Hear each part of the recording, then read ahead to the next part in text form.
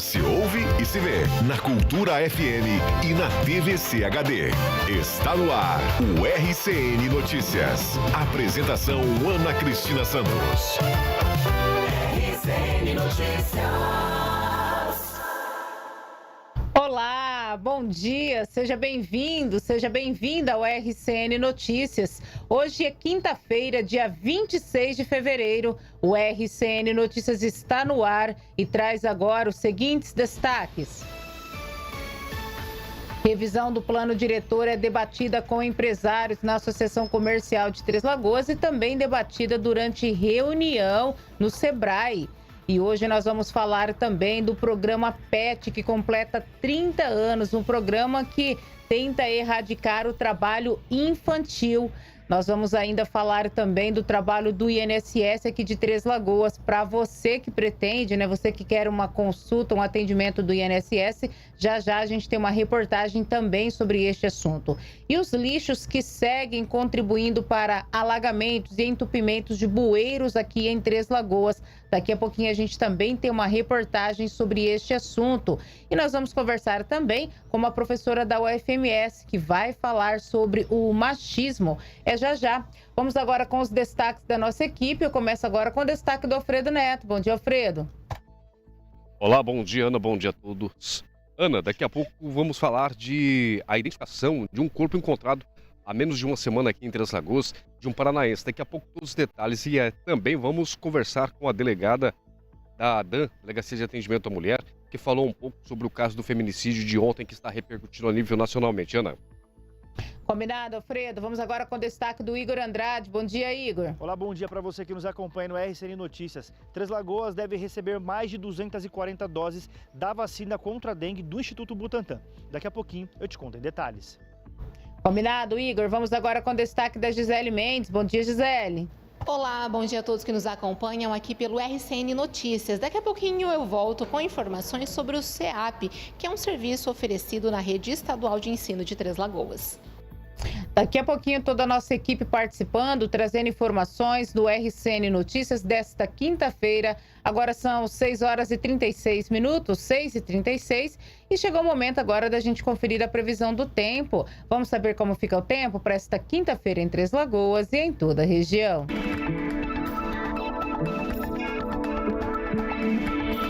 A previsão do tempo desta quinta-feira em Mato Grosso do Sul indica presença de sol com muitas nuvens durante todo o dia. Há possibilidade de chuvas isoladas na região leste do estado. A temperatura mínima para Três Lagoas é de 22 graus e a máxima poderá chegar a 30. Paranaíba apresenta mínima de 21 e máxima de 28 graus. A Aparecida do Taboado registra mínima de 23 graus e máxima de 28.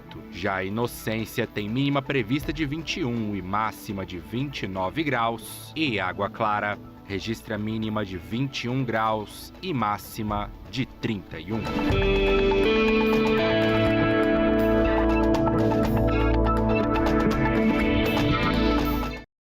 E Antônio Luiz, como está a temperatura e a umidade relativa do ar nesta manhã de quinta-feira? Bom dia para você. Bom dia, Ana. Bom dia também você que está ligadinho aqui no RCN Notícias. 24 graus é a temperatura nesse momento aqui em Três Lagoas e a sensação térmica já está em 27. Tá quente hoje, tá quente, né? Bafado. Umidade relativa do ar em 89% e essa umidade cai em torno de 55% lá pelas 3 da tarde. Abrindo a janela aqui para o céu de Três Lagoas. Céu azulzinho, Ana, pelo menos em grande parte dele, o céu tá assim, esse azulzinho aí, quase um céu de brigadeiro. Ainda não é um céu de brigadeiro, porque lá no horizonte, do outro lado, do lado leste da cidade, a gente vê muitas nuvens. Dá uma olhadinha só. Exatamente, hoje tem possibilidade de pancadas de chuva. A quinta-feira será marcada por temperaturas elevadas e variação de nebulosidade em Mato Grosso do Sul. De acordo com o Centec, que é o Centro de Monitoramento do Tempo e do Clima, a previsão indica predomínio de sol entre nuvens na maior parte do estado, com possibilidade de pancadas isoladas de chuva em algumas regiões. Em Campo Grande, a temperatura varia de 20 e 30 graus, com previsão de sol e possibilidade de chuva isolada ao longo do dia. No Pantanal, Corumbá deve registrar a maior máxima do dia, 33 graus, enquanto que em Aquidauana pode chegar aos 33. Em Porto Murtinho, os termômetros variam de 22 a 33 graus. Na região norte, Coxim, Camapuã, pode atingir 30 graus, com mínima de 22. E no Bolsão, aqui Paranaíba, Três Lagoas, nós vamos ter máxima prevista, então, entre 30 e 31 graus, com mínima entre 22 e 23, só que já ultrapassou essa mínima e hoje nós vamos chegar então à casa dos 30 graus, calorão para esta quinta-feira aqui em Três Lagoas. Na região sul, Dourados deve marcar entre 20 e 32, em Ponta Porã os termômetros ficam entre 19 e 29, já no sudeste, na Aurilândia, pode alcançar 32 graus com mínima de 21, Iguatemi vai registrar mínima de 20 e máxima de 33 graus. A tendência de calor predominante durante a tarde, com pancadas típicas de verão ocorrendo de forma localizada e passageira. Então, a gente pode ter pancadas de chuva para esta quinta-feira em todo o Mato Grosso do Sul, né?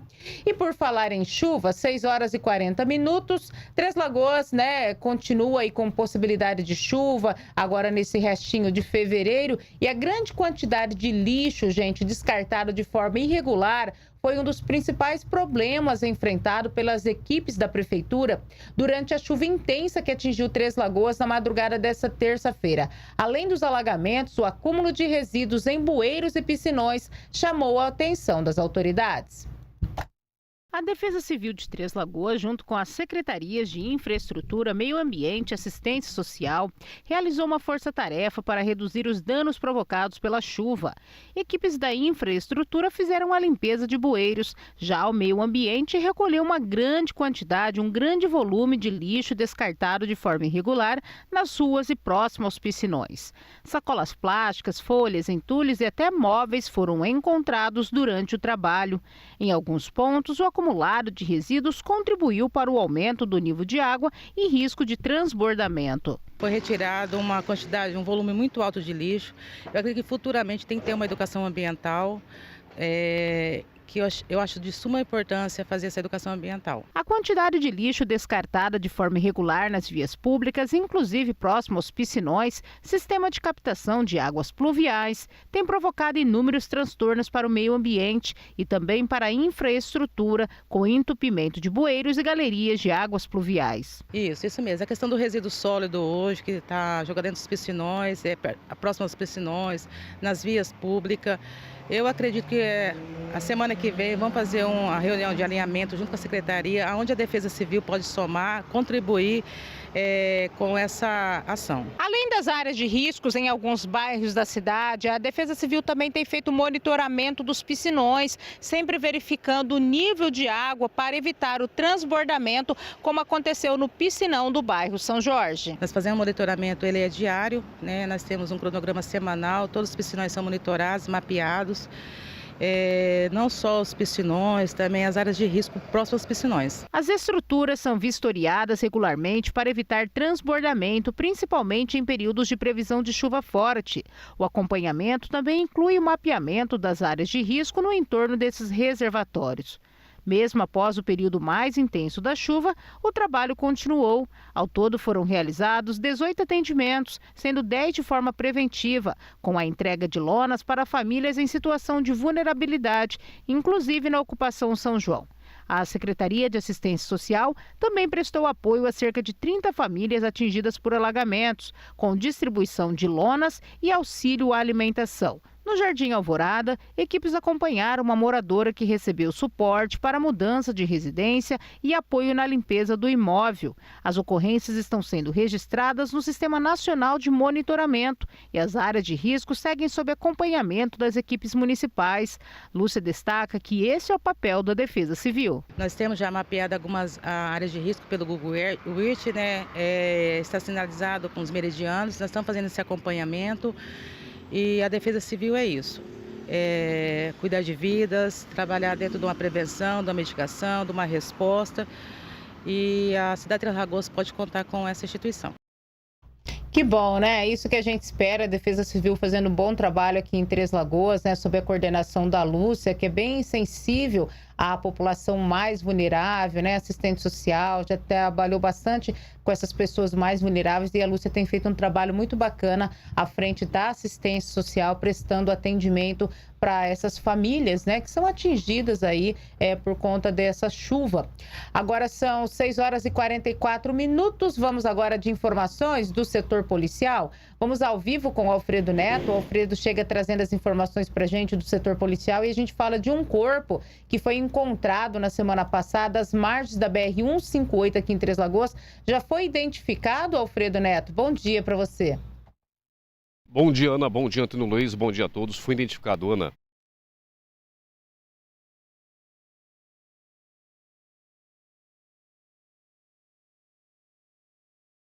Após ele sofrer uma queda em um caminhão a qual ele teria vindo para Três Lagoas, ele teria vindo como ajudante, passageiro de um caminhão para fazer entregas aqui em Três Lagoas.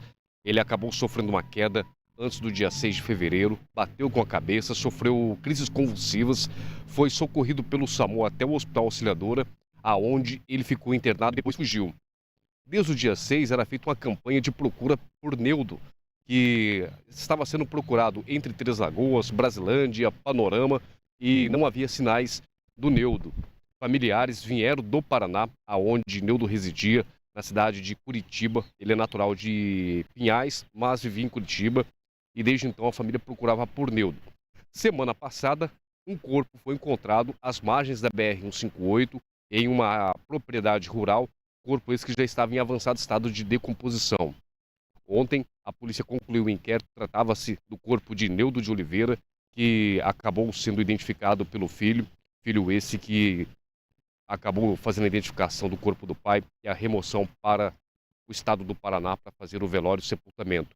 Não havia sinais de crime. Acredita-se que Neudo, após fugir do hospital, teria caminhado às margens da BR-158 na tentativa de voltar para o Paraná, pegar uma carona, um jeito que fosse mais fácil para voltar para a terra natal. Acabou sofrendo um mal súbito e morrendo. Neudo tinha problemas de saúde, conforme o relato da família que fazia a procura por ele, problemas de base, e acredita-se que os problemas tenham sido agravados com essa queda, com essa crise convulsiva e com a fuga dele do hospital, não recebendo ali um atendimento médico, não recebendo um apoio no momento em que ele passou mal às margens da BR-158, procurando o local para se abrigar. Acabou entrando numa propriedade rural, aonde foi encontrado por funcionários dessa propriedade rural, já em avançado estado de decomposição, e infelizmente o inquérito apontou que não havia sinais de violência, apenas essa morte natural desse homem de 51 anos, natural do estado do Paraná, que veio para a região a trabalho em um caminhão para fazer entregas como ajudante e acabou perdendo a vida, Ana. Tá aí, né, Alfredo? Infelizmente. Ô, Alfredo, mas a gente fala agora de um outro caso triste também, que a gente falou bastante ontem aqui, que foi daquele feminicídio, né? O primeiro feminicídio registrado aqui em Três Lagoas. Uma jovem de apenas 18 anos foi morta pelo seu namorado. E você conversou, inclusive, com a delegada. Acompanhou esse caso? Isso, Ana. Desde as primeiras horas estive ali acompanhando o caso, a qual a Beatriz acabou sendo morta pelo Wellington de forma cruel, já que ele matou com as próprias mãos, olhando para ela, e depois trancou o apartamento, foi até o batalhão da Polícia Militar para poder se entregar e informar o crime. Não pensou em chamar o SAMU para a vítima, não pensou ali em socorrê-la. Depois, na delegacia, deu uma de arrependido, que foi um momento de nervosismo. Caso esse que, naturalmente, acaba nas mãos da DAM, Delegacia de Atendimento à Mulher, aonde a delegada Sayara Quinteiro está à frente das investigações. Ontem eu conversei com ela, ela explicou um pouquinho sobre o andamento dessa investigação e vamos acompanhar o que ela falou. Durante essa madrugada, um homem de 20 anos se apresentou no 12º Batalhão da Polícia Militar aqui na cidade, informando que havia acabado de assassinar sua companheira, uma jovem de apenas 18 anos. Então, com essa informação, a Polícia Militar acionou a Polícia Civil, nós acionamos a perícia e fomos até o local. Chegando no local, o delegado plantonista com a equipe constatou que a vítima estava em óbito. E, segundo a perícia, a causa mortis foi asfixia por esganadura. Então, quando esse autor foi ouvido na delegacia, ele informou durante o interrogatório que houve uma discussão entre o casal e, durante essa discussão, ele acabou esganando a sua convivente. O que a gente sabe até o momento é que esse relacionamento existe já há 1 ano. Eles se conheceram na cidade de Corumbá. Ela veio aqui para a cidade no final do ano, estava morando com o pai dela, conseguiu um emprego aqui, estava trabalhando em um posto de gasolina e o convivente veio, o namorado, então namorado, veio há 10 dias. Há 3 dias eles se mudaram para um apartamento cedido pela família da vítima e os fatos ocorreram nesse apartamento. Esse cidadão, ele chegou a mostrar arrependimento? Ele tem passagens por outros crimes semelhantes assim ou não? Em checagem, nós não verificamos nenhuma passagem dele, inclusive em conversa preliminar com a família, aparentemente não foi observado nada de agressividade anterior, nada relatado pela vítima.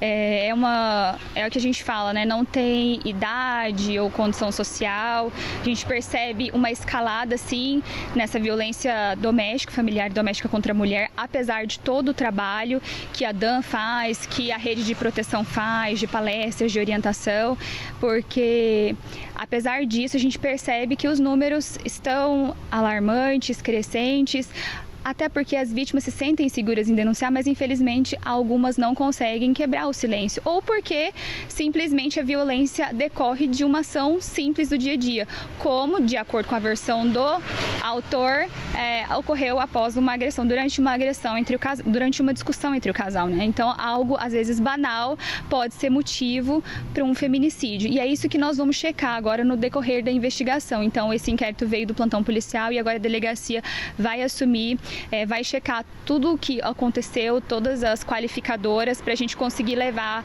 o maior número possível de provas ao judiciário. Agora o autor está preso, está sob custódia da Polícia Civil e vai passar pela audiência de custódia, está à disposição da Justiça.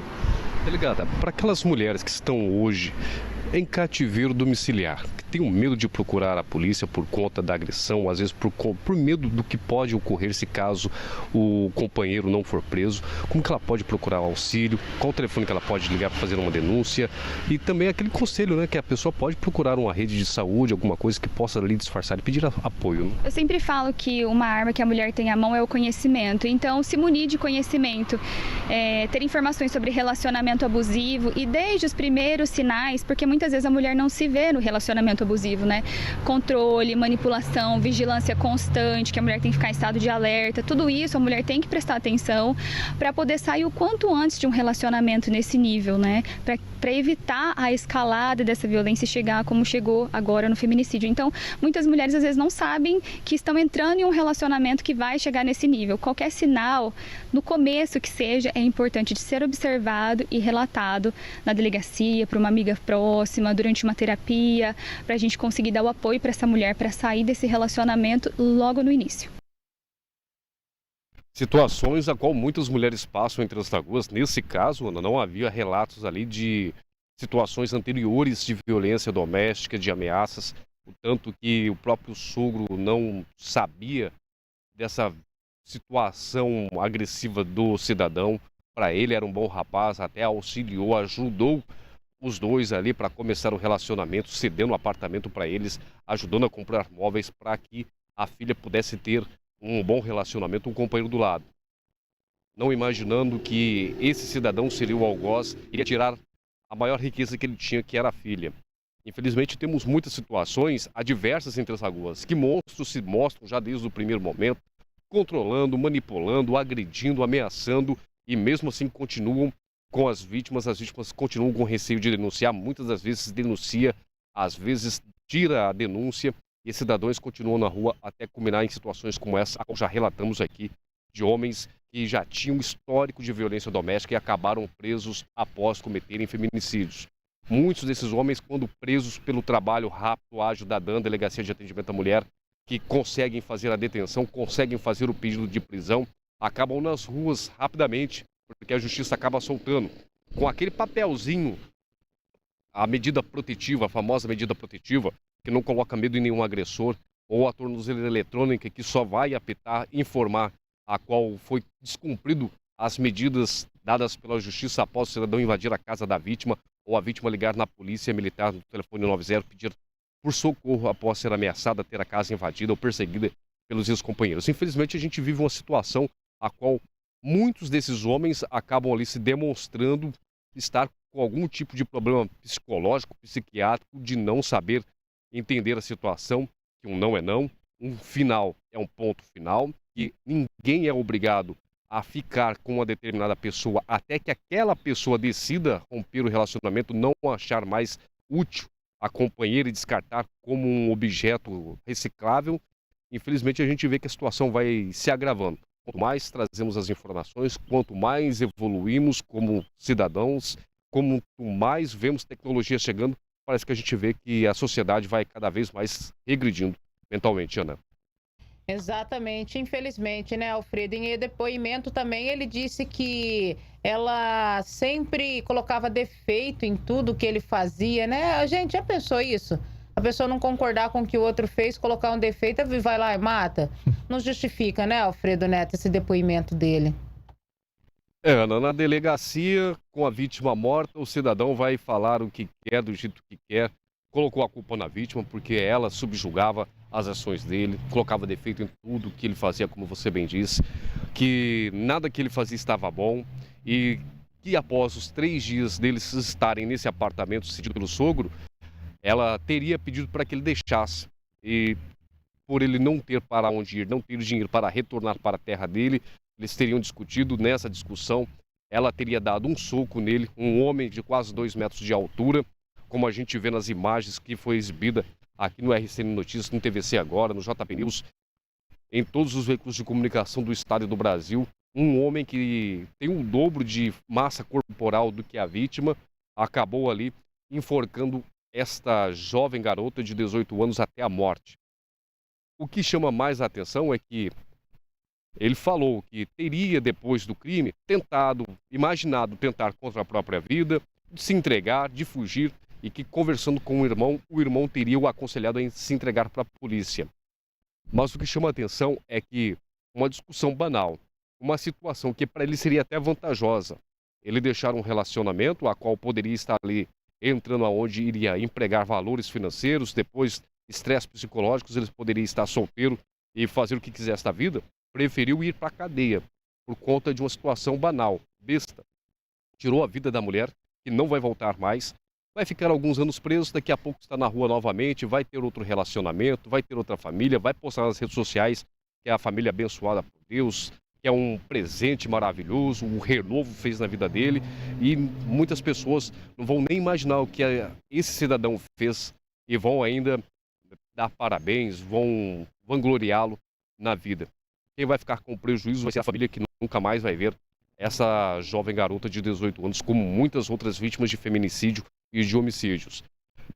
E o cidadão volta para as ruas normalmente.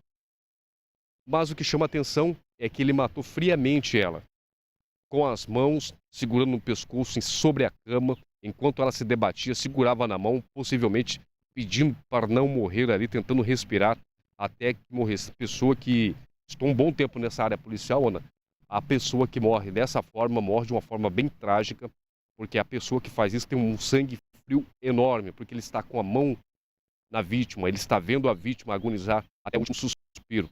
Não se preocupou em nenhum momento em ligar para o SAMU. Nossa, eu acabei fazendo uma borrada. Meu Deus, acabei perdendo a cabeça, excedindo a violência, vou ligar para o SAMU. Não. Trancou o apartamento, pegou a bicicleta, foi perguntando do local até o 2º batalhão para todo mundo com quem ele cruzava onde que era a polícia.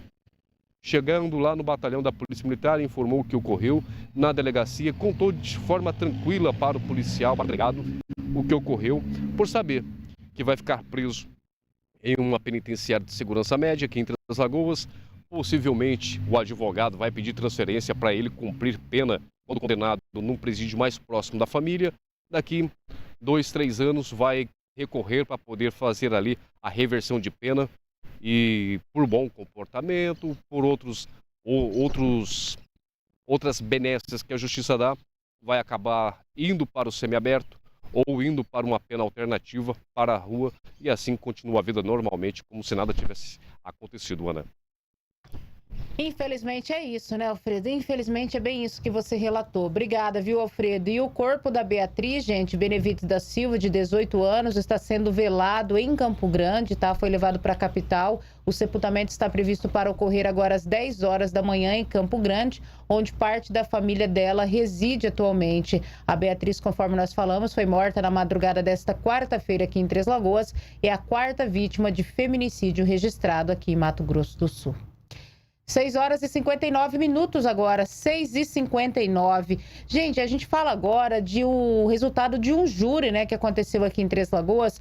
O Rosenildo de Jesus Barbosa foi condenado a 12 anos de prisão pelo assassinato do Robson Gonçalves dos Santos. Isso aconteceu aqui em Três Lagoas. O julgamento foi realizado agora no dia 20 no Tribunal do Júri aqui de Três Lagoas. O crime aconteceu lá na noite do dia 8 de setembro de 2023. Segundo a denúncia, o autor e a vítima eram vizinhos e moravam em uma vila de kitnets. Após o desentendimento, o Rosenildo teria ido até a residência do Robson e atacado com golpes de faca, enquanto a vítima assistia a um jogo de futebol. O Robson Gonçalves dos Santos não resistiu aos ferimentos e morreu no local. O acusado fugiu, mas foi preso em flagrante cerca de 12 horas depois, ao retornar à vila onde morava. A prisão foi convertida em preventiva por homicídio duplamente qualificado. A sentença foi proferida pelo juiz Rodrigo Pedrini. O regime inicial para o cumprimento da pena é o fechado.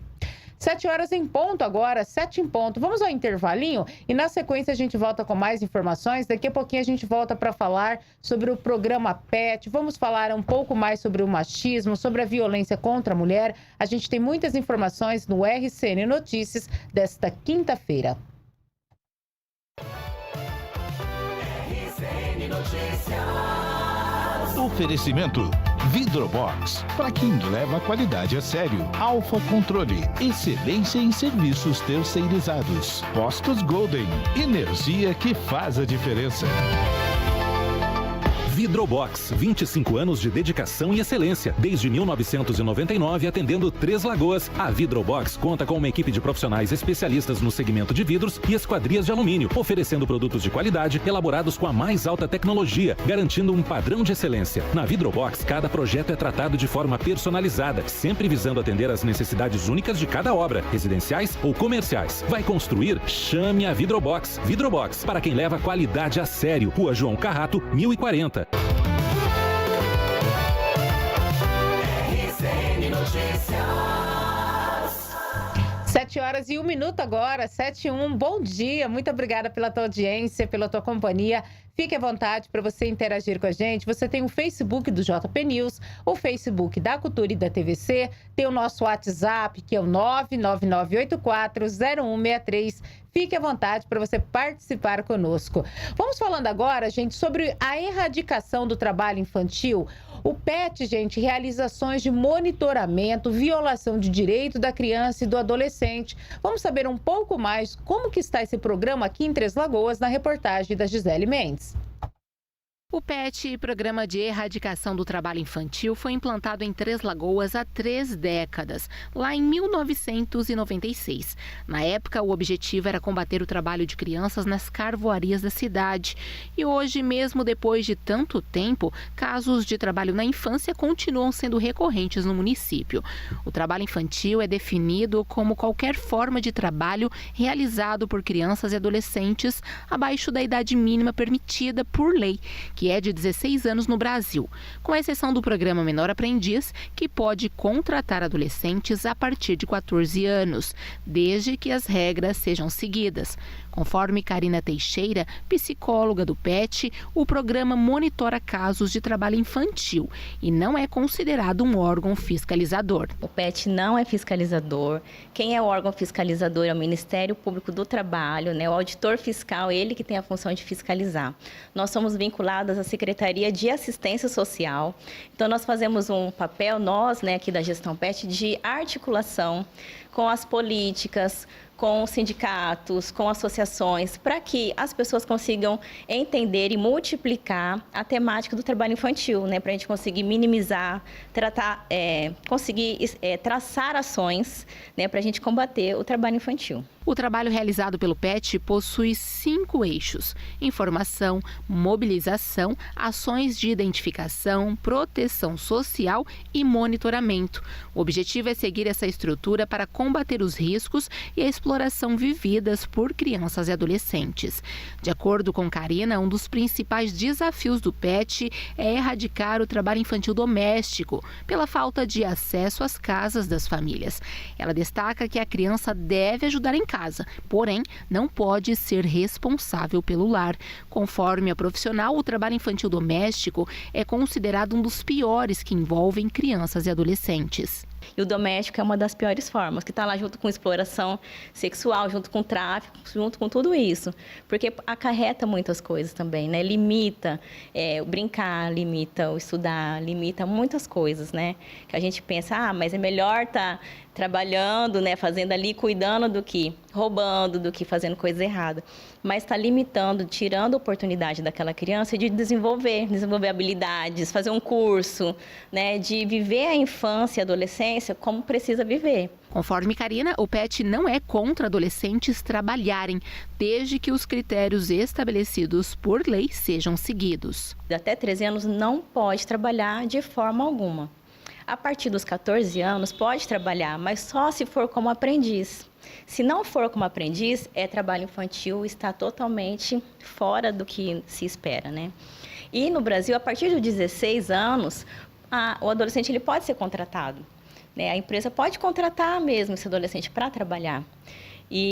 Só que não pode ter, né, situações de periculosidade, salubridade, né? Tem umas regrinhas, mas assim, ele já pode trabalhar. Então, a gente não é contra, a gente é a favor que eles trabalhem na idade certa e no local certo. Para preparar os adolescentes vulneráveis, que são aqueles assistidos pela rede de assistência social do município para o mercado de trabalho como jovem aprendiz, o PET desenvolve projetos que conectam esses jovens a empresas e a cursos de qualificação. Entre os projetos desenvolvidos pelo PET está o Conectando Saberes, que entre 2022 e 2025 certificou 439 adolescentes no curso de Sistemas de Informações, ministrados pela UFMS de Três Lagoas. O trabalho infantil é proibido no Brasil e constitui crime quando envolve exploração, atividades perigosas, noturnas ou insalubres, sujeitando o empregador a multas altas e penas de reclusão.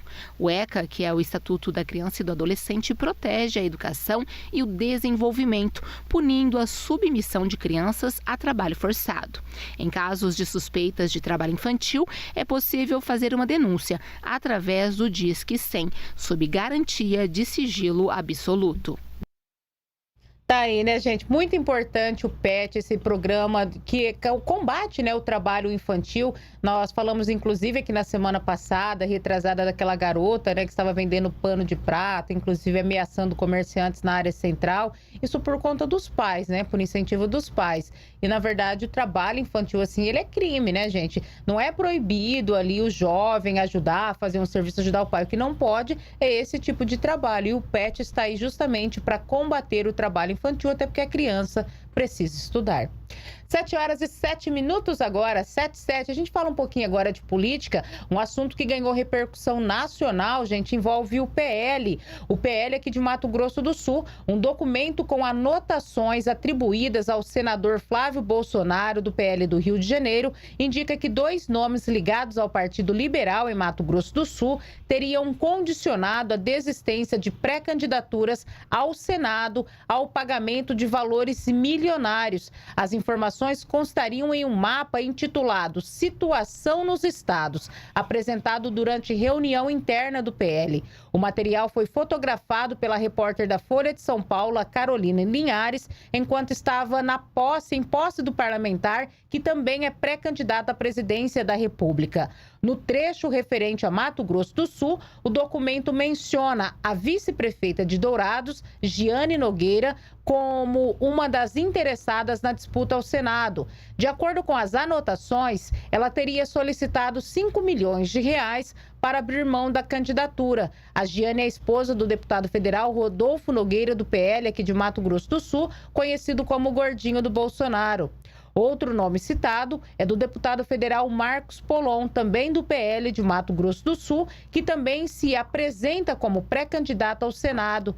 Conforme o registro, o Polon teria pedido 15 milhões de reais para desistir da corrida eleitoral. Nos bastidores, Polon vem perdendo espaço dentro do partido desde que o ex-governador Reinaldo Azambuja assumiu o comando do PL em Mato Grosso do Sul. A expectativa é de que o parlamentar migre para o Partido Novo na próxima janela partidária. O cenário estadual também envolve o governador Eduardo Riedel, do PP, que deve disputar a reeleição com o apoio do PL. Além disso, o partido trabalha com 2 nomes para o Senado, o próprio Azambuja e o deputado estadual Capitão Contar.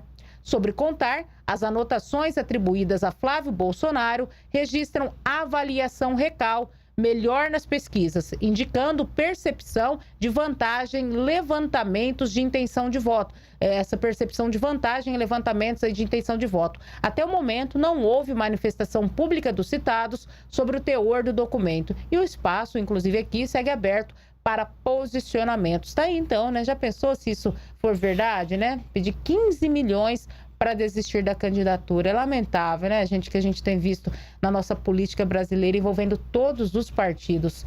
7h10 agora, 7h10. Vamos ao intervalinho e a gente já volta com mais informações aqui no RCN Notícias. É rapidinho.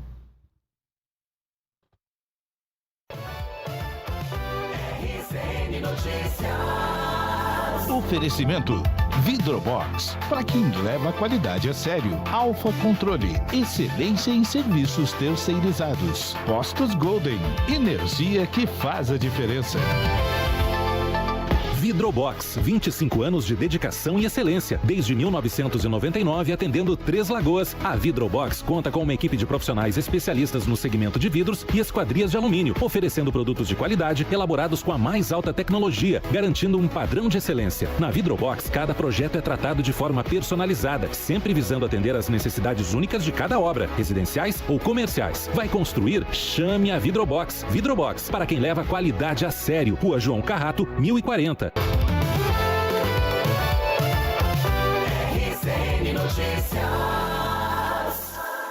7h11 agora, 7h11. Bom dia, muito obrigada pela tua audiência, pela tua companhia. Eu quero agradecer que os nossos internautas interagindo com a gente através do Facebook do JP News, Facebook da Cultura e da TVC. Tem o nosso WhatsApp também, que é o 999840163. Muito obrigada, Noemi Medeiros, pela audiência. Obrigada, lindona, pelo teu carinho de sempre. A Dagmar Santos, o Adriano Rosa, a Thelma Brum, sempre na audiência. A Jane Borges, o Edson Elias, também na sintonia. O Gustavo Oliveira, ligadinho aqui conosco também. A Fátima Rodrigues Ribeiro, também na audiência. A Célia de Fátima Rodrigues, amém, Célia, obrigada pelo carinho. A Lindina Pereira, também na sintonia. O Tair Pedro da Silva, o Ari Costa, o Paulo Sérgio, a Daniela Oliveira, a Lúcia Rosa, a Loide Bueno, também na audiência. O pessoal já mandando seu bom dia, seu recadinho aqui através do Facebook do JP News, Facebook da Cultura e da TVC. Muito obrigada. Daqui a pouquinho a gente continua lendo mais recadinhos e vocês fiquem à vontade, viu, gente? Pode mandar o teu bom dia, pode comentar os assuntos que estamos abordando. A gente gosta de fazer o jornal com a tua participação. 7h12. A gente fala agora de trânsito, viu, gente? Porque olha só que importante. A gente sempre fala da necessidade, né, dos motoristas se atualizarem em relação às leis de trânsito. Mas quem trabalha diretamente na fiscalização também precisa passar por constante capacitação. E aqui em Três Lagoas começou nesta semana um curso voltado à atualização dos agentes municipais de trânsito e também dos policiais militares, justamente sobre mudanças na legislação brasileira. A reportagem é do Igor Andrade.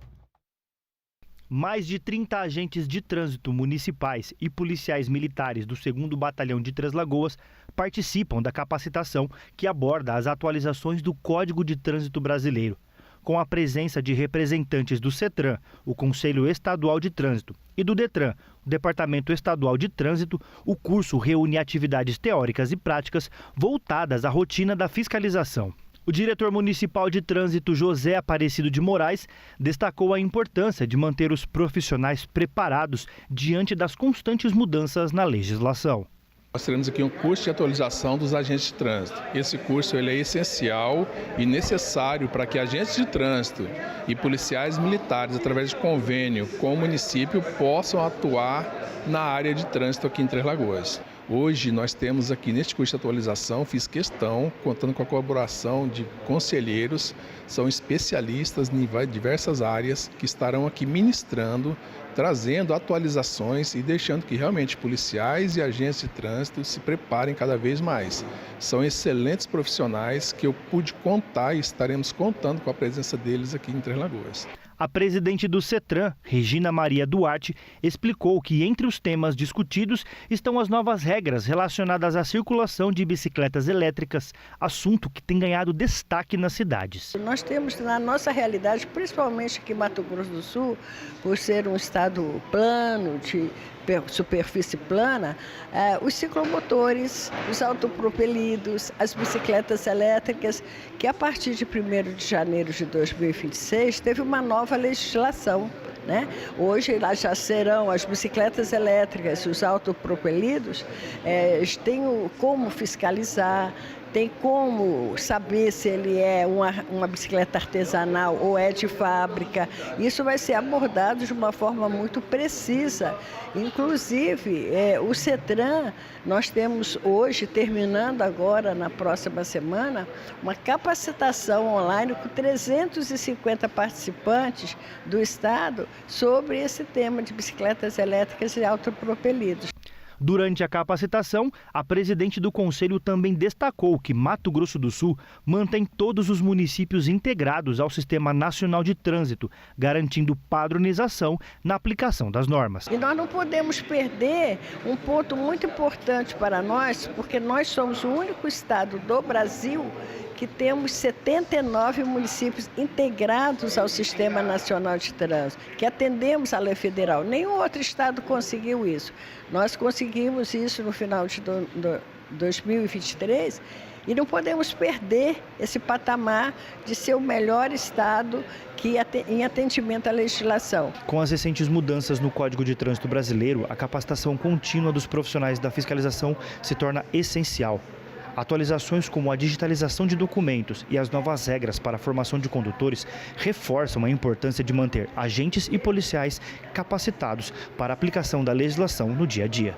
O agente de trânsito Jorge Oliveira destacou que a capacitação contribui para unificar procedimentos e melhorar o atendimento à população. Assim como a sociedade também, a gente está vendo as leis novas, E como a sociedade também vai vendo passo a passo, a gente também está caminhando junto com a lei, Então a gente vai em busca das informações para passar para a sociedade e fazer o nosso trabalho de forma coerente. A capacitação segue até sexta-feira e reforça que a segurança no trânsito começa pela atualização de quem tem a responsabilidade de orientar, fiscalizar e garantir o cumprimento das leis nas ruas da cidade.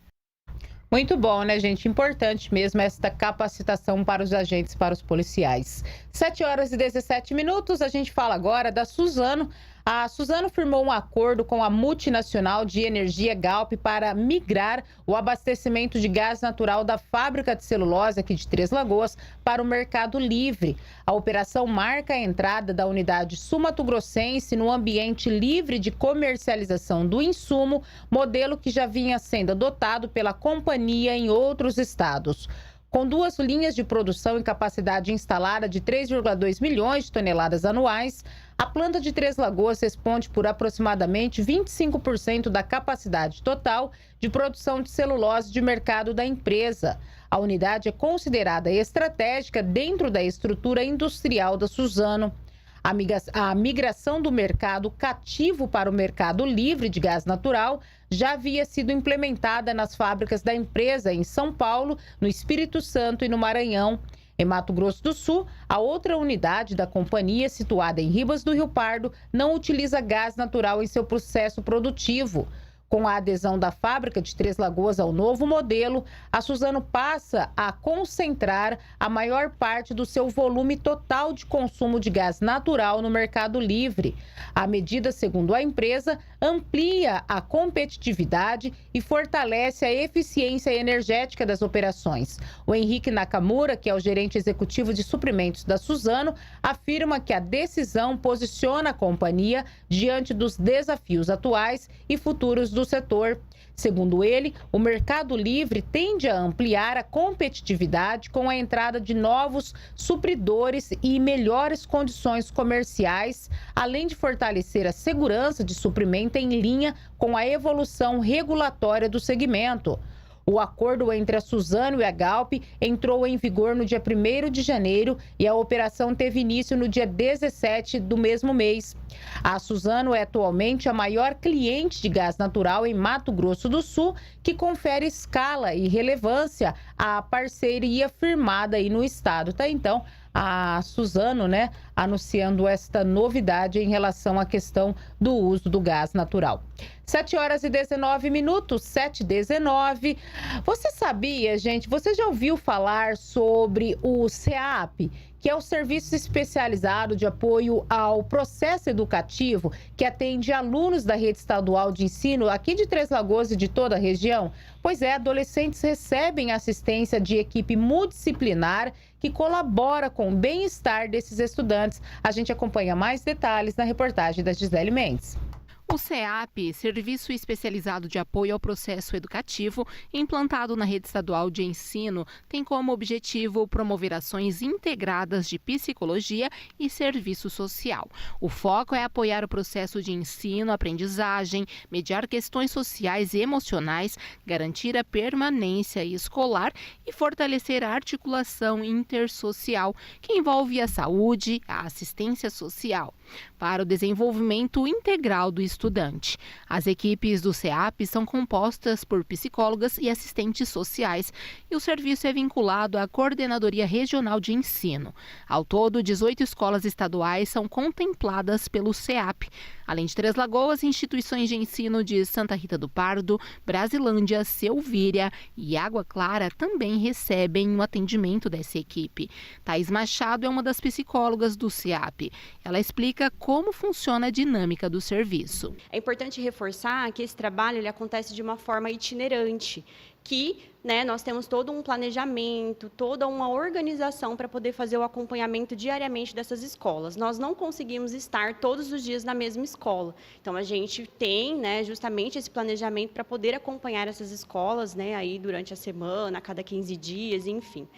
Tanto presencial quanto de forma remota também, que é o que acontece com as escolas de jurisdição. O SEAP é um serviço amplo que atende os alunos, bem como a equipe de profissionais da escola e os familiares quando necessário. Um dos atendimentos recorrentes tem relação à saúde mental dos alunos.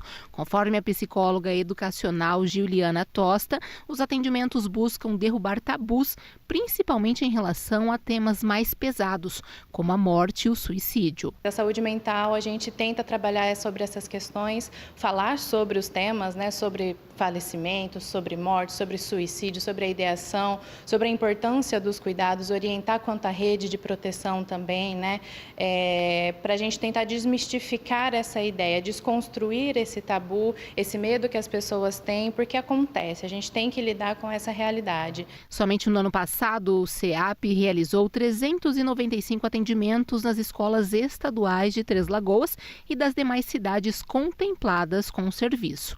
Apesar da alta demanda, os acompanhamentos são realizados de forma individualizada e conta com uma forte rede de apoio quando necessário.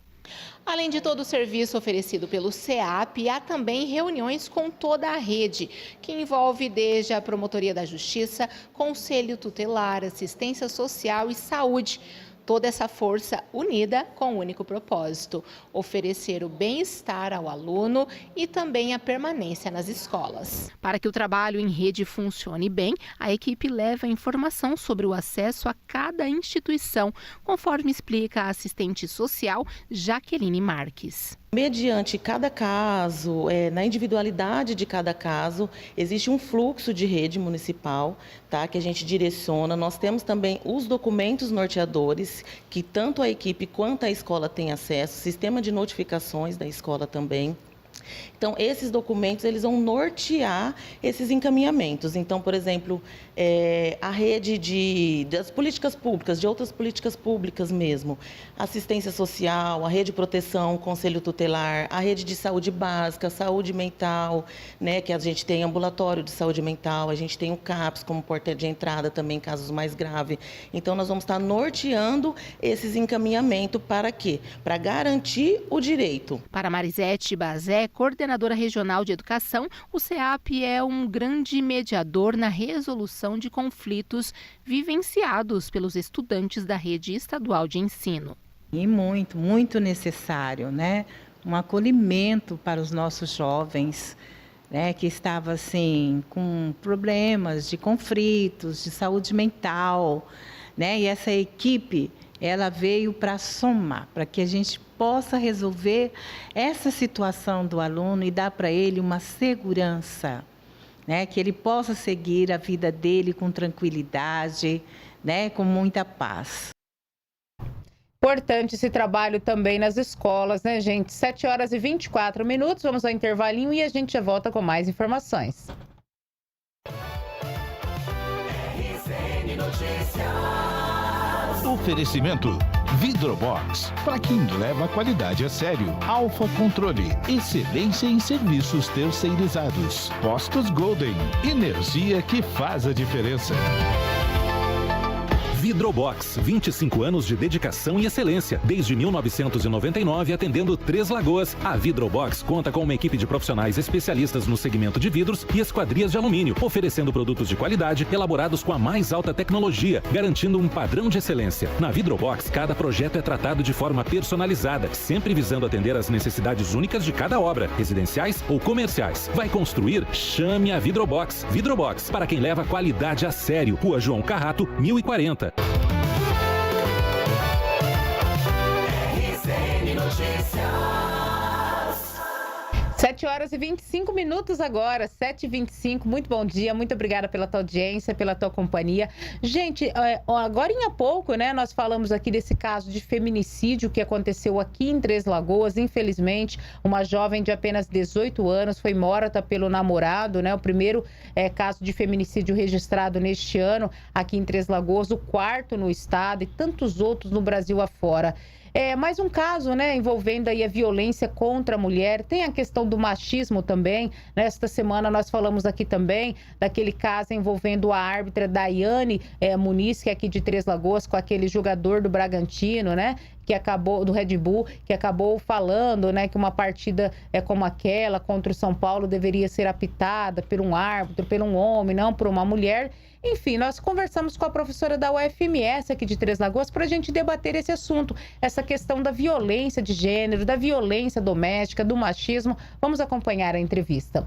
Bom, e nesta semana nós falamos bastante sobre esse caso que ganhou repercussão nacional envolvendo uma árbitra, que inclusive é aqui de Três Lagoas, a Daiane Muniz, que foi vítima de machismo, né? Quando o jogador, ele disse que uma partida dessa, como do Bragantino e São Paulo, deveria ser apitada por um árbitro, ou seja, por um homem, não por uma mulher. Para a gente falar sobre esse assunto, sobre essa questão do machismo, nós estamos recebendo aqui no nossos estúdios a professora Patrícia Milani, ela é professora da UFMS, a Universidade Federal aqui do Mato Grosso do Sul, campus de Três Lagoas. É uma professora que estuda muito essa questão do gênero, tem vários trabalhos publicados sobre essa questão. Eu quero agradecer, professora, pela tua presença. Bom dia, seja muito bem-vinda. Bom dia, Ana. Bom dia a todo mundo que nos vê, nos ouve.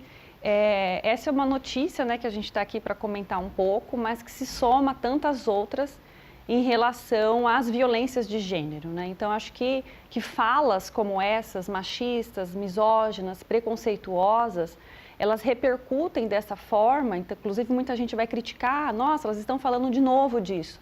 Mas a gente tem que falar, né? Em um dos países que mais mata mulheres pelo fato de ser mulheres, sinal que a gente precisa falar sempre, todo dia, se for preciso. Então, falas como essas, né, que não são só machistas, mas são também misóginas, que significa a diminuição da mulher, elas têm um rebatimento muito forte na sociedade na medida em que naturaliza as desigualdades, né? E reforça hierarquias. Então, por exemplo, quando o jogador diz que o caos, né, a perda se deu porque uma mulher estava apitando o jogo, ele delega o fracasso dele, do time, à árbitra, né?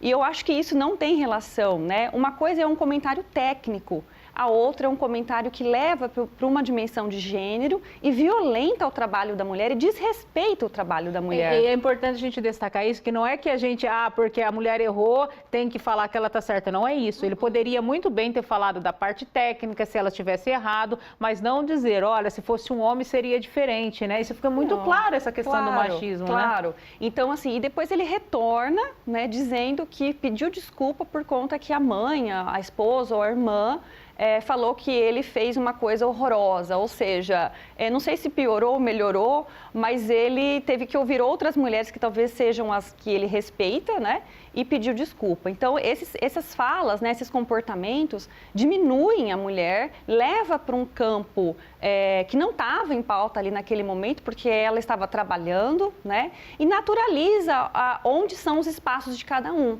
Então, é o que a gente fala muito, né? É lógico que existem diferentes trabalhos. O que a gente tem que romper e começar a problematizar é que a gente hierarquia os trabalhos, né? Então, ao hierarquizar os trabalhos, a gente gera desigualdade que não pode existir.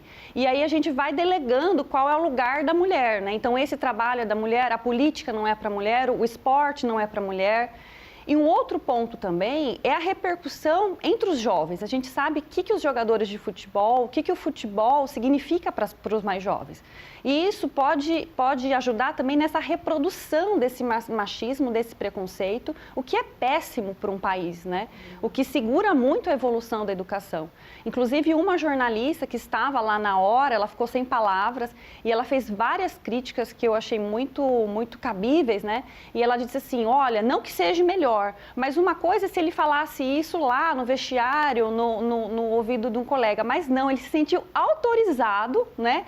A falar ali ao vivo, em público, microfonado, ou seja, levou para um campo que repercute de maneira muito negativa, né, no sentido de que neutraliza essas desigualdades e coloca novamente a mulher num lugar muito inferior, né? E isso é muito negativo. E, na verdade, isso ganhou repercussão nacional, mas a gente sabe que no dia a dia muitas mulheres passam por isso em vários setores, em vários serviços, né, professora? Infelizmente, né? Sim. E o problema maior, né, a gente realizou uma pesquisa e ainda está em andamento sobre mulheres que ocupam cargos e posições tidas como masculina, né? Então, por exemplo, a árbitra de futebol. Aqui em Três Lagoas, né, nós entrevistamos uma bombeira, uma policial, motorista de Uber, motorista de caminhão e uma política.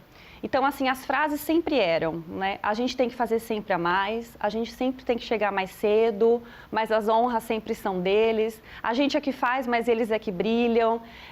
A gente precisa arrumar tudo em casa e ir para lá, né? A gente precisa carregar mais peso, a gente precisa provar 1000 vezes que é melhor. Então, eu sempre penso assim, para Daiane Muniz, para tantas outras mulheres que chegam em lugares difíceis, ela precisa provar muitas vezes que ela é boa, que ela é capaz, que ela pode estar naquele lugar. E às vezes tem a mesma capacidade como eu, ou até melhor, né? Sim, infelizmente sim, tem que estar. Em nada, exato. Né? E a gente vê que o Brasil ele tem essa discrepância, né? Por exemplo, 30% dos cargos de liderança do Brasil, de gestão, são ocupados por mulheres.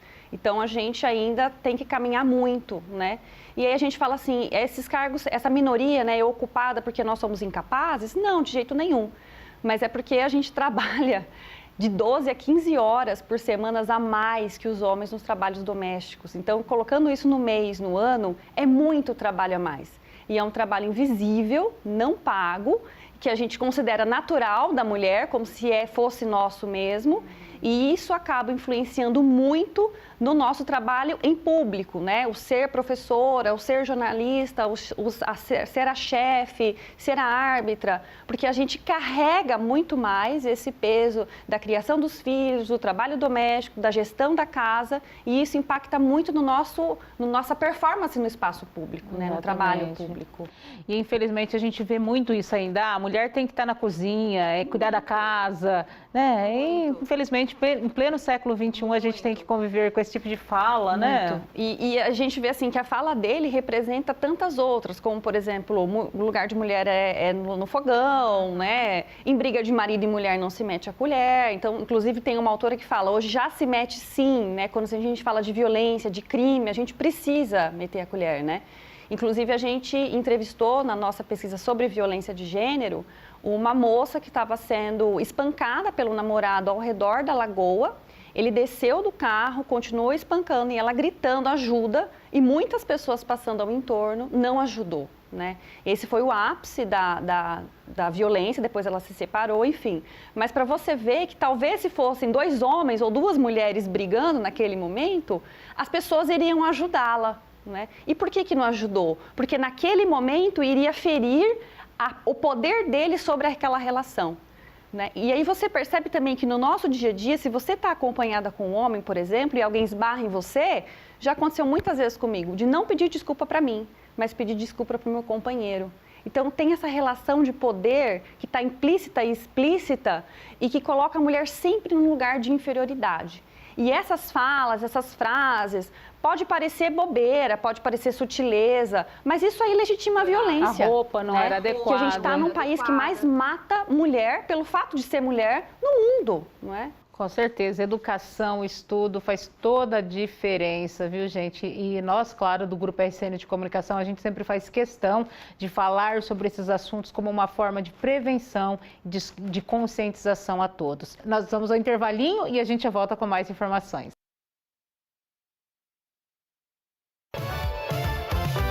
RCN Notícias. Oferecimento Vidrobox, para quem leva a qualidade a sério. Alfa Controle, excelência em serviços terceirizados. Postos Golden, energia que faz a diferença. Vidrobox, 25 anos de dedicação e excelência. Desde 1999, atendendo 3 Lagoas, a Vidrobox conta com uma equipe de profissionais especialistas no segmento de vidros e esquadrias de alumínio, oferecendo produtos de qualidade elaborados com a mais alta tecnologia, garantindo um padrão de excelência. Na Vidrobox, cada projeto é tratado de forma personalizada, sempre visando atender às necessidades únicas de cada obra, residenciais ou comerciais. Vai construir? Chame a Vidrobox. Vidrobox, para quem leva a qualidade a sério. Rua João Carrato, 1040. RCN Notícias. Agora são 7h35, 7h35. Eu quero agradecer aqui a audiência do Cícero Flamenguista. Obrigada, viu, Cícero, pela sintonia. Ele diz: bom dia, Ana Cristina, bom dia a toda a equipe. Ana, obrigado pelo apoio. O pessoal veio, né, trocar as lâmpadas queimadas aqui na rua Alceu Silva, próximo à minha casa. Ah, que bacana, Cícero. Eu que agradeço, né, por você ter nos informado aí. Nós falamos aqui no início da semana, o Cícero estava reclamando de lâmpadas queimadas lá na rua dele, já foi arrumado. Que bom, né, Cícero? A professora Gedalva também, Tenório, na audiência. Obrigada, professora, pela audiência de sempre. A Daiane Oliveira, o Marcel Cap Hamed, ele diz: olha, eu estou de férias e ontem à tarde eu fui no shopping a pé. É um Deus nos acuda para atravessar a rodovia BR-158. Já passou da hora de fazer uma passarela para os pedestres atravessar a rodovia. É verdade, né, Marcel? É um caos ali, né? Para os ciclistas também, muita gente anda de bicicleta ali, vai de acesso ali para o balneário, é horrível para você atravessar essa rotatória. Vem os caminhões, realmente complicado. Já passou da hora mesmo, deveria ter uma passarela, algo melhor ali para os ciclistas e para os pedestres, né? Obrigada pela tua audiência. E ele ainda diz: olha, cuidado com os golpes da falsa venda de automóveis baratos. Os malandros oferecem carros de recuperação judicial e anunciam muitas facilidades para adquirir os mesmos. Eles pedem uma entrada no financiamento e depois somem. Importante ficar atento. Obrigada, viu, Marcel, pelo seu recadinho. A Maria Dídia também na audiência, a Inês Moraes também na sintonia, a Maria Terezinha Lima também na audiência. Deixa eu ver aqui no Facebook também, da Cultura e da TVC, nossos internautas interagindo com a gente também. A Ana Paula Ferreira, a Dina Andrade, o João Garcia, ele diz: bom dia, Ana. Sobre essa questão de lixo nas ruas, o pessoal da coleta também, eles são culpados, né? Porque eles amontoam o lixo nas esquinas, os cachorros rasgam e eles não pegam e a enxurrada leva para os bueiros. É uma outra questão também que a gente tem falado bastante sobre essa questão do lixo, né? Que os catadores acabam colocando na rua, tem esse problema dos animais rasgarem. Ô, João, mas o grande problema que a gente viu aí também na reportagem, no início do jornal, é que muitas pessoas jogam mesmo nos terrenos baldios, sabe? Infelizmente, é sofá, é mesa, é guarda-roupa, móveis velhos, tudo quanto é tipo de lixo as pessoas estão jogando aí nos terrenos baldios, nas vias públicas. E lixo doméstico também. Tem a coleta de lixo, só que tem pessoas que fazem questão de jogar o lixo na rua, nos terrenos baldios. Essa é uma outra questão que você coloca, né, dos catadores que vão lá, colocam o lixo na rua. Realmente, isso tem gerado um certo transtorno também, porque animais vão lá, rasgam os sacos, ou às vezes até mesmo o material cai do saco, conforme a gente falou no início da semana aqui com a Mariana Amaral. Até ela recomendou que as pessoas façam a amarração correta, não enche a sacolinha, né, coloque tudo muito bem acondicionado para evitar esses transtornos. Essa é uma questão que precisa ser analisada também, mas a gente tem chamado a atenção da sociedade para essa grande quantidade de lixo que alguns moradores, claro que não são todas as pessoas, quando a gente fala população, não é toda a população de Três Lagoas que faz isso, mas infelizmente tem uma parcela das pessoas que tem feito isso, jogado muito lixo nas ruas. Basta a gente andar pela cidade para você se deparar com os terrenos baldios cheios de lixo. Já tem um problema do terreno que está cheio com mato ali, aí tem pessoas que vão lá e acabam piorando ainda mais a situação. Jogam sofá, tudo quanto é tipo de lixo nesses locais. É complicado, né? 7h39 agora, 7h39. A gente fala agora sobre um outro assunto, gente, sobre o INSS, né? A gente tem acompanhado nacionalmente mutirões acontecendo em várias agências do INSS aí pelo Brasil afora para agilizar o atendimento. Mas existe também, gente, os canais digitais, tá? A gente fala justamente sobre esse atendimento do INSS por meio dos canais digitais. Apesar dessa ampla divulgação, ainda tem pessoas que ficam com dúvidas, acabam indo direto às agências. A Gisele Mendes tem informações pra gente sobre esse tipo de atendimento. Quando a gente ouve falar sobre INSS, ainda existem várias dúvidas por parte da população. Quando eu posso aposentar? Quando eu devo ir à agência? Eu só posso ligar para agendar? Vai demorar muito? Essas são perguntas recorrentes e que chegam aqui na agência de Três Lagoas. E quem vai falar um pouquinho sobre o assunto, tirar essas dúvidas, é a Rosane Ballerini, que é gerente da unidade do INSS em Três Lagoas. Rosane, as pessoas ainda ficam confusas, né? Como que elas acessam o INSS? Explica para nós. Na verdade, os requerimentos de benefício, aí, quando falamos em benefício por incapacidade, que é o mais normal, né? Uma pensão por morte, um requerimento de aposentadoria, hoje eles são feitos exclusivamente pelos canais remotos. Deixa eu fazer uma exceção, né? O benefício por incapacidade pode ser requerido junto às agências de correio também. Tá? Então, quais seriam esses canais remotos? O app, Meu INSS, que ele baixa no celular, ele vai conseguir acesso através da senha Gov, que acessa tantos outros aplicativos, né, do governo federal, ou pela central 135, que é uma central telefônica, ligação gratuita, e ainda através das entidades conveniadas. Aqui para a nossa cidade é só a OAB, certo? E aqui na agência, quais são os atendimentos oferecidos à população? Aqui na agência nós fazemos atendimentos agendados, então a gente sempre pede que a pessoa faça o agendamento previamente, nosso tempo de espera está bem curto, 2, 3 dias. E aí, para fornecimento de extratos, para cumprimentos de exigência, então vamos supor que a pessoa faça um requerimento de uma aposentadoria através de um canal remoto, através da central 135, não juntou documento nenhum.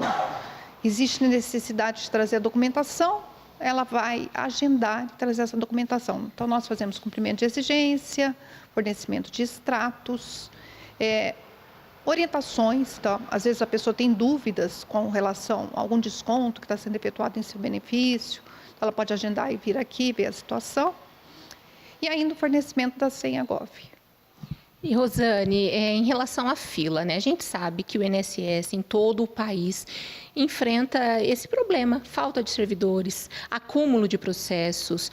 A população consegue fazer um acompanhamento do seu processo? Foi dada a entrada a um benefício? Em que situação se encontra? Como que é feito esse acompanhamento? Quando ela faz o requerimento, ela já informa o número de telefone, né?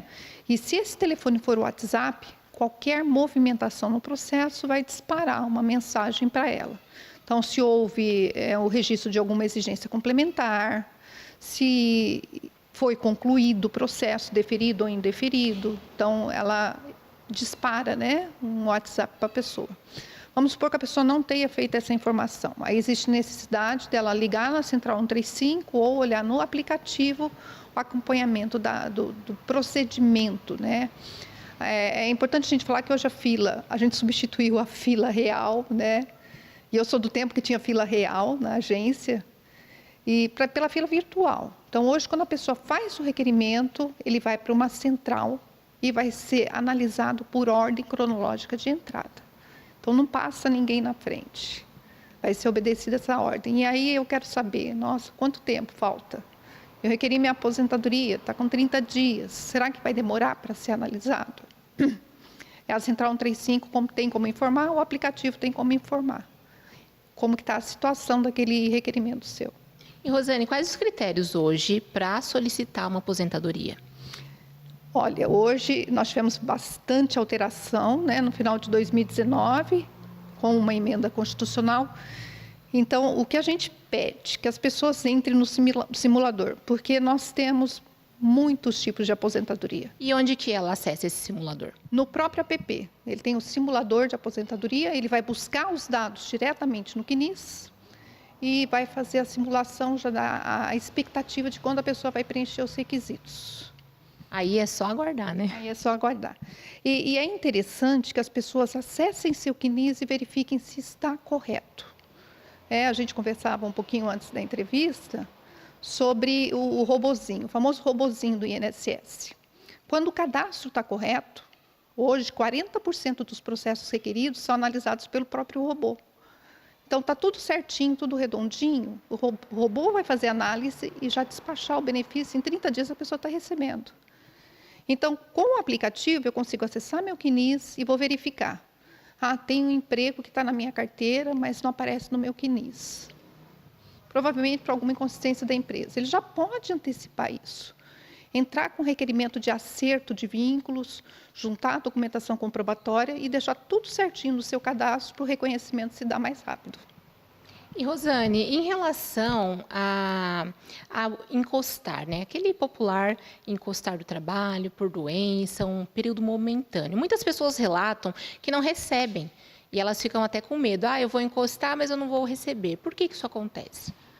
Não, porque na verdade o benefício por incapacidade ele tem alguns requisitos para serem preenchidos, tá? Então, via de regra, carência de 12 meses. Muitas pessoas não têm 12 meses de contribuição. Então, ele afasta do trabalho, mas como ele não preenche o requisito administrativo, ele não tem direito, tá? Hoje, os benefícios por incapacidade, a gente está trabalhando, primeiramente, com análise de atestado médico. Então, no primeiro requerimento, a pessoa vai juntar a documentação médica e, via de regra, eles são deferidos sem perícia presencial.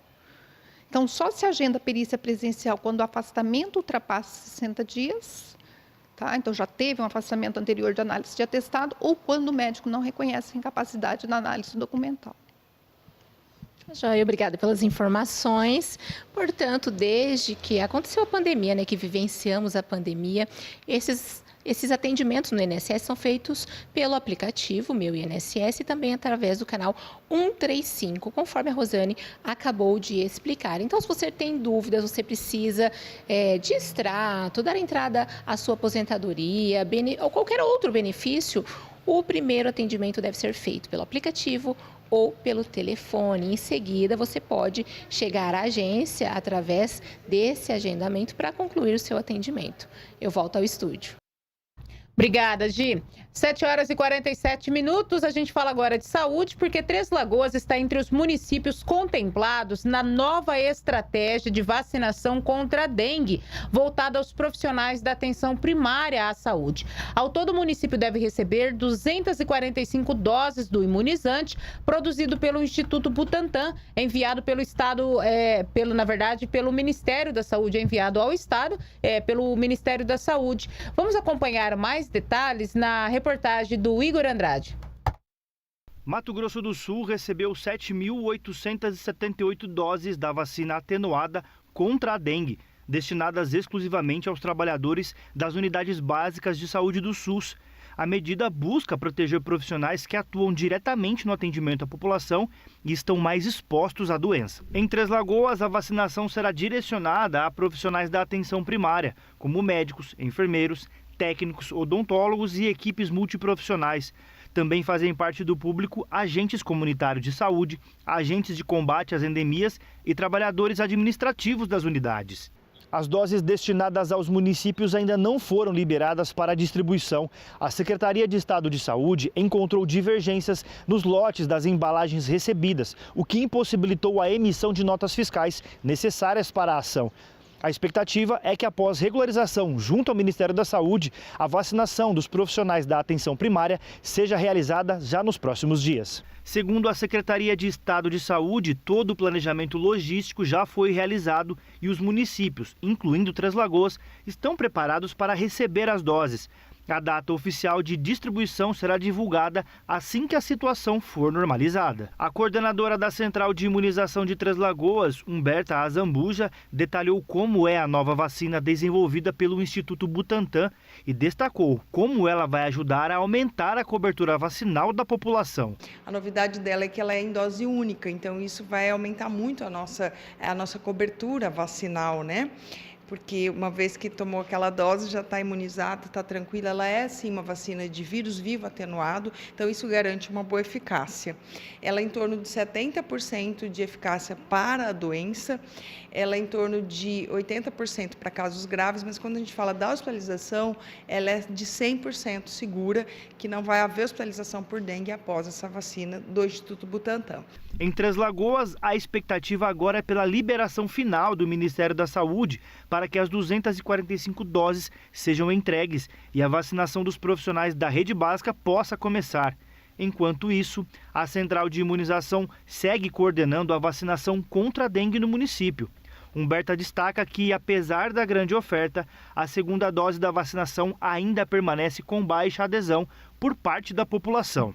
Aqui no município de Três Lagoas, né, nós estamos aí já há 2 anos ofertando, né, vou fazer 2 anos agora em fevereiro, ofertando a vacina contra a dengue para a população entre 10 a 14 anos. Quando a gente pega essa faixa etária, a análise de cobertura para a primeira dose está muito boa, nós estamos com 97%. Mas quando a gente fala da segunda dose, esse número já cai para 56%. Então isso atrapalha na eficácia do imuno. A vacina só vai conseguir garantir ali os seus 80% de cobertura, de eficácia para a doença, para a hospitalização, quando se encerra o ciclo vacinal, ou seja, tem que terminar a segunda dose para ter uma cobertura, para ter uma eficácia, né? Então, ela é uma vacina excelente quando a gente fala da eficácia tanto para a doença quanto para a hospitalização. 7h51 agora, 7h51. Vamos para Dourados agora? Vamos com a participação da Kátia Curatoni. Oi, Kátia, bom dia para você. Bom dia, Ana. A BR-163 no quilômetro 252 foi interditada na manhã desta quarta-feira. O trecho que liga Dourados e Carapó estava bloqueado por conta de uma manifestação de moradores da região.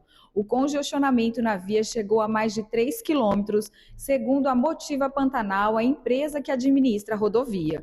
O bloqueio foi realizado nas proximidades do acesso a Sitió Corofino, aqui em Dourados. A mobilização foi para a reivindicação de mais segurança na via, com iluminação pública, instalação de radar e lombada na via, devido a uma sequência de acidentes que ocorreram nos últimos meses no local. Equipes da Polícia Rodoviária Federal estiveram no local para monitorar o ato e organizar o fluxo de veículos. A PRF orientou os motoristas no uso de rotas alternativas para evitar a área. Os manifestantes liberaram a via por volta do meio-dia. O bloqueio durou 5 horas. Em nota, a Motiva Pantanal reafirmou compromisso com a segurança viária e informou que irá ouvir as reivindicações apresentadas pelos moradores, mantendo um diálogo transparente e responsável com a comunidade, lideranças locais e as autoridades. Um dos acidentes mais recentes no local provocou a morte do jovem Luiz Henrique Oliveira Rosa, de 30 anos. O acidente aconteceu no período do Carnaval. Luiz foi atingido por uma caminhonete S10 e o impacto foi tão violento que a roda traseira da moto que ele pilotava ficou presa na parte frontal da caminhonete. Ana, o Luiz teve traumatismo craniano e morreu 2 dias depois do acidente no hospital. Eu volto com você aí no estúdio. Obrigada, Kátia. Triste e lamentável, né? Vamos agora para Campo Grande, 7 horas e 53 minutos. Quem chega com informações para a gente agora direto da capital é o Fernando de Carvalho. Bom dia, Fernando. Oi, Ana. Muito bom dia a você e a todos que nos acompanham aqui no RCN Notícias na manhã desta quinta-feira. Olha, Ana, uma excelente notícia para o futebol sul-mato-grossense, porque o Operário, time daqui da capital, um dos mais tradicionais de Mato Grosso do Sul, venceu ontem à noite o Asa de Arapiraca de Alagoas por 2-1 e passou de fase e avançou na Copa do Brasil. O Operário viajou até Alagoas e jogou no estádio Coraci da Mata Fonseca, estádio que cabe mais de 10 mil pessoas torcendo contra o time campinense, mas o Operário se prevaleceu contra o time alagoano e avançou para a terceira fase da Copa do Brasil. Além do resultado em campo, o Operário leva uma bolada. Por passar de fase, a CBF pagará mais de R$950 mil só por Operário ter passado de fase. O time campograndense, Ana, abriu o placar logo aos 5 minutos do primeiro tempo, com um belo gol, um chute rasteiro do atacante Arthur Silva. Logo após, 5 minutos depois, aos 10 minutos do primeiro tempo, o Asa empatou e com o passar do tempo, no segundo tempo, o atacante Robinho marcou o gol de pênalti para o Operário, desempatando o placar. O Asa de Arapiraca até pressionou o Operário, mas o time campograndense conseguiu segurar o resultado e saiu do campo vencedor, do campo alagoano vencedor. Logo após o final da partida, houve desinteligência por parte dos jogadores, houve briga, até vias de fato mesmo, o jogador do Operário até saiu com a boca sangrando, houve uma desinteligência, a gente não sabe o motivo dessa briga generalizada, Ana, mas então fica assim, o Operário passa de fase na Copa do Brasil. Agora o Operário volta em campo no sábado para enfrentar o Bataguaçu na última rodada do estadual sul-mato-grossense. Operário que está em segundo lugar com 14 pontos, um atrás do líder, e os 2 primeiros já se classificam automaticamente para a semifinal. Então esse jogo contra o Bataguaçu é bastante importante, tanto para o Operário brigar pela liderança, mas para se consolidar entre os 2 primeiros e garantir a classificação direto na semifinal daqui do estadual, Ana. Então uma excelente notícia para o futebol sul-mato-grossense. A gente vai acompanhando esse avanço do Operário na Copa do Brasil e também no estadual, Ana. Esses são os destaques daqui de Campo Grande, ensolarada Campo Grande, sem previsão de chuva para hoje, a máxima de 29 graus nesta quinta-feira. Ana, eu volto contigo aí no estúdio. Obrigada, Fernando, pela tua participação. E nós já estamos chegando ao final do RCN Notícias desta quinta-feira, agradecendo pela tua audiência, pela tua companhia. Muito obrigada. A gente volta a se encontrar amanhã, às 6 horas e 30 minutos, em mais uma edição do RCN Notícias. Eu desejo para você uma excelente quinta-feira.